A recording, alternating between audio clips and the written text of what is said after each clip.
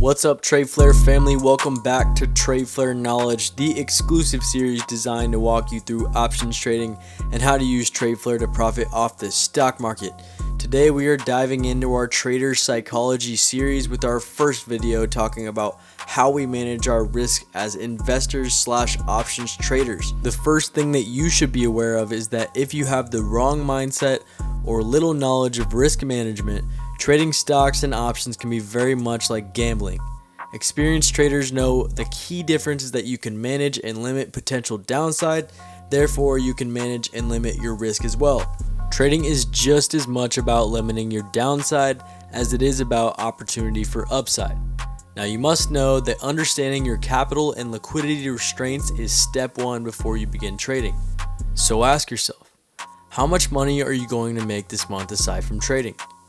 Do you have a budget?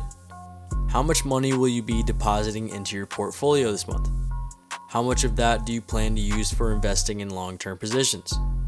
How much do you plan to use for trading riskier stocks and options? How many trades do you plan to make each week? What is your desired profit percentage on each trade? And at what percentage would you cut losses in an unsuccessful trade? If you haven't answered these questions to yourself, I hope you will after watching the rest of this video.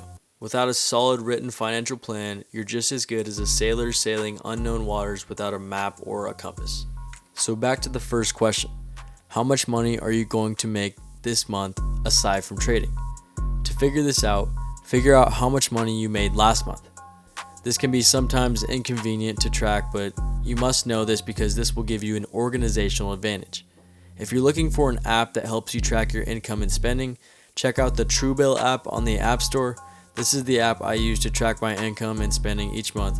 It's been very easy and useful, and it lets you connect your cards and bank accounts so you don't have to do anything to calculate your income or spending. Now, do you have a budget? If you don't have a budget, then get a budget if you want to achieve any financial goals efficiently. A budget allocates income and expenditures in an organized fashion so you have organized control over where your money is going. Budgets don't just control spending, they encourage saving and investing as well. The first step is to figure out the average amount that you make and spend in a month. This will help you allocate your trading and investing deposits as well as your savings. The Truebill app I mentioned earlier also helps you create and keep track of budgets on your phone very easily if you're looking for a convenient way of budgeting as well. Now that you have your budget, how much money do you plan to deposit into your portfolio? For example, if I made $1,000 this month and at the end of the month I find that I spent $550 total, then I have $450 left to allocate to my cash, savings, and my brokerage account. Depending on your needs for available cash and your plan to invest, find a percentage of that leftover income that you want to save and a percentage of that leftover income that you want to invest. For example, if my savings is already pretty comfortable and I'm not in need of having any larger amount of cash available, then I'd start depositing 75% of the leftover income into my brokerage account for trading and investing. The remaining 25% would be kept in cash and savings to have that liquidity. Now, let's talk about how much of the brokerage deposit you plan to invest in long-term positions. If you are not invested in a long-term portfolio, you are not minimizing downside risk. In other words, you are gambling. The easiest way to send your portfolio to zero is by over-leveraging your account on the short term.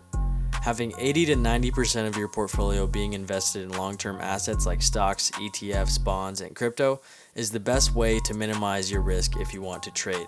Having the patience to invest and hold a large percentage of assets that appreciate over years will help you trade the day-to-day patiently without emotion, and this will lead to more consistency when trading. So how much do you plan to use for trading riskier stocks and options? If you're trading most or all of your portfolio on these riskier stocks and options, you must realize that you're risking the whole portfolio to go to zero. That's why I cautiously and effectively trade only 10 to 20% of my portfolio on these riskier options. For example, if my initial deposit is $500, I would give myself about $50 to $100 for trading riskier assets. The rest would start my long-term investments, and these I'm looking to hold for 10 years or more. So how many trades do you plan to make each week? You must ask this to yourself because overtrading is one of the indicators of emotional trading, which usually ends up destroying accounts in short periods of time. For example, say I lost 30% on a play, and the initial feeling is to try and find a perfect play to make 60%, so I'm up 30% instead of down. Therefore, I'm going to rush and take a play that doesn't follow my budget and technical guidelines, and now I'm down 80%, and I'm under the PDT rules, so I've lost 2 day trades. You can see how this can get out of hand pretty quickly. On the other side, say I made 100% on a play, and now I've got double the buying power for options than I did before. First feeling is to go buy bigger plays that I couldn't before and buy more plays. This euphoria can blind traders to think everything will hit and cause risky behavior. It's best to sit aside and be patient for the next play instead of diving in too quick. Set a limit of trades for yourself in a week that fits your risk tolerance and experience. So what is your desired profit percentage on each trade? Having a target exit point will help you lock in profits before they're gone. Options fluctuate quickly and can leave traders very emotional. To avoid this, set a percentage for each trade that you would look for an exit. Remember, no one ever lost money taking profits. And what if the trade goes wrong? At what percentage would you cut losses in an unsuccessful trade? Cutting losses is key. It's much more difficult to gain background than it is to gain in the first place. Options need bigger moves to be brought back to life after they've been crushed. For that reason, set a stop loss or look to cut losses around 25 to 30%. Cutting losses is one of the best ways to minimize risk in the stock market. Now you can find out these things for yourself. Create a risk management plan so that you can be a consistent trader. Thank you for watching.